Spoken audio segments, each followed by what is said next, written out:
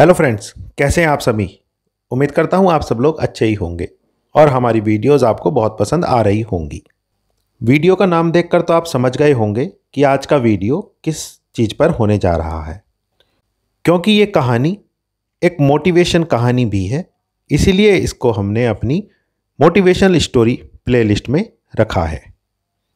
तो आज की मोटिवेशनल स्टोरी का जो टॉपिक होने जा रहा है वो है बारबरिक कैसे बने खाटू श्याम जी।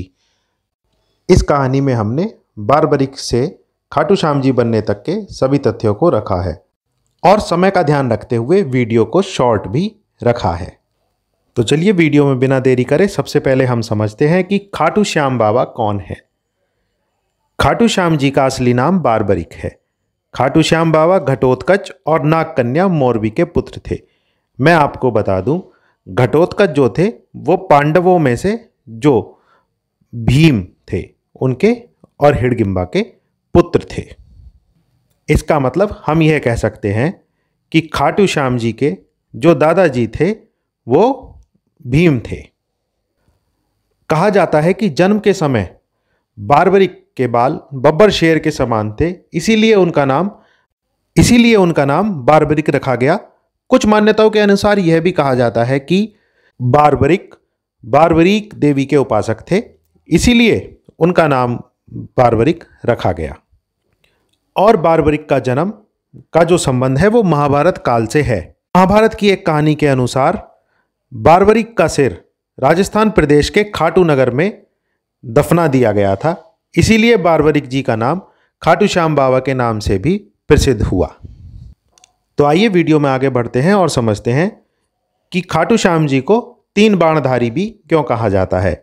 बारबरिक बचपन में वीर और तेजस्वी बालक थे।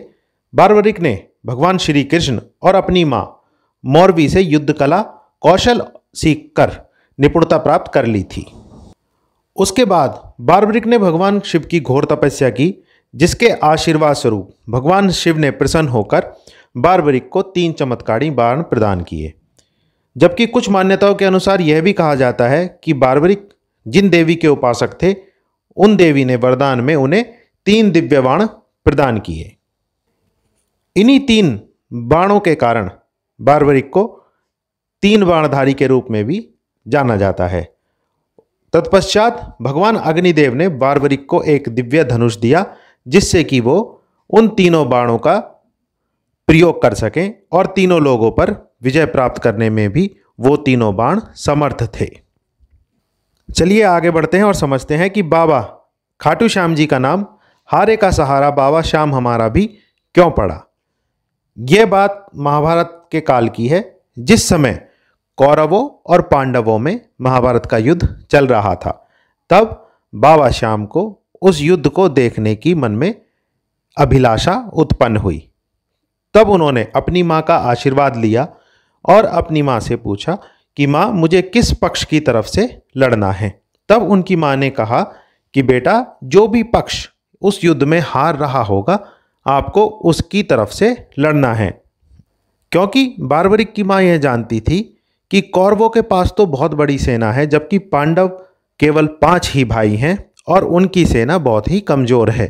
तो इसीलिए उन्होंने बाबा खाटू श्याम जी से ये कहा कि आपको जो भी कमज़ोर पक्ष मिलेगा या जो भी पक्ष हार रहा होगा आपको उनकी तरफ से लड़ना है। इसी वजह से हारे का सहारा बाबा श्याम हमारा यह बात प्रसिद्ध हुई। आइए अब समझते हैं कि बारबरिक को कैसे खाटू श्याम जी का नाम मिला। जैसा कि हमने अपनी अभी वीडियो में बताया था कि बारबरिक अपनी मां का आशीर्वाद लेकर युद्ध के लिए प्रस्थान कर रहे थे।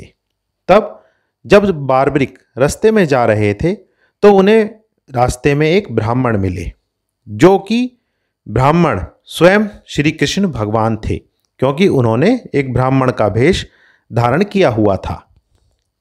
जब बारबरिक रास्ते से जा रहे थे तो उस ब्राह्मण ने बारबरिक से यह प्रश्न पूछा कि आप किस पक्ष की ओर से लड़ेंगे।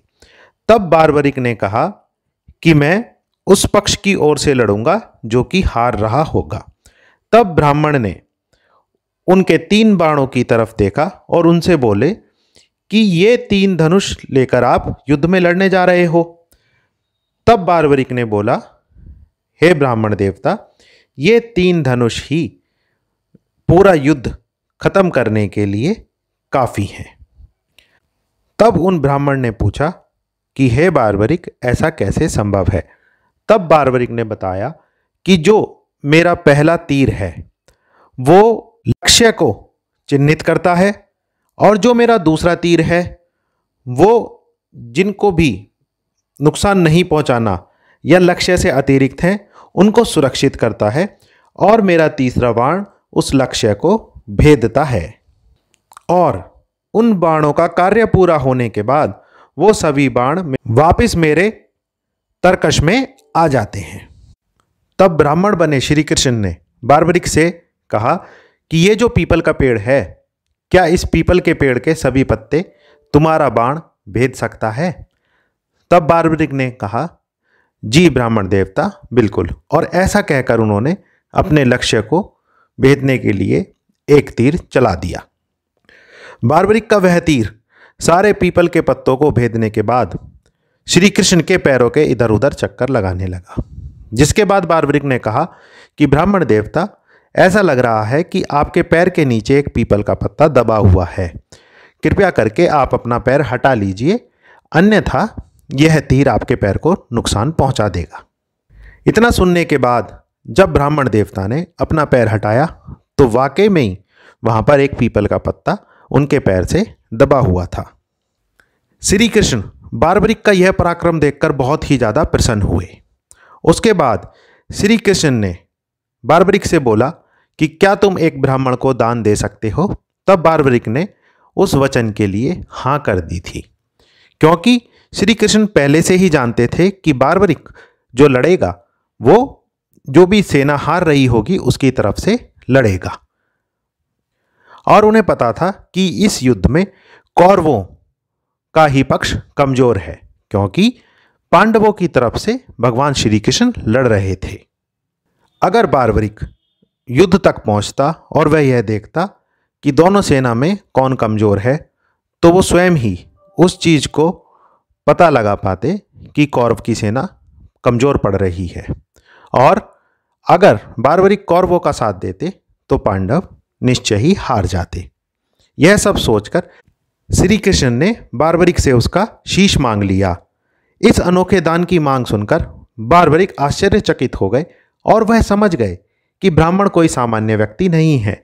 बारबरिक ने प्रार्थना की कि दिए हुए वचन के अनुसार वो शीश का दान तो अवश्य करेंगे, लेकिन पहले हे ब्राह्मण देवता, आप अपने वास्तविक रूप में प्रकट हो जाइए।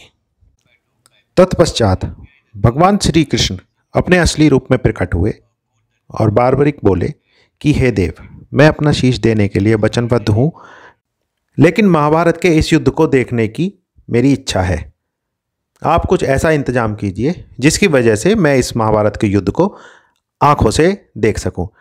तब श्री कृष्ण ने बारबरिक की वचनबद्धता से प्रसन्न होकर उनकी इच्छा पूरी करने का आशीर्वाद दिया। तत्पश्चात बारबरिक ने अपना शीश काटकर श्री कृष्ण को दे दिया।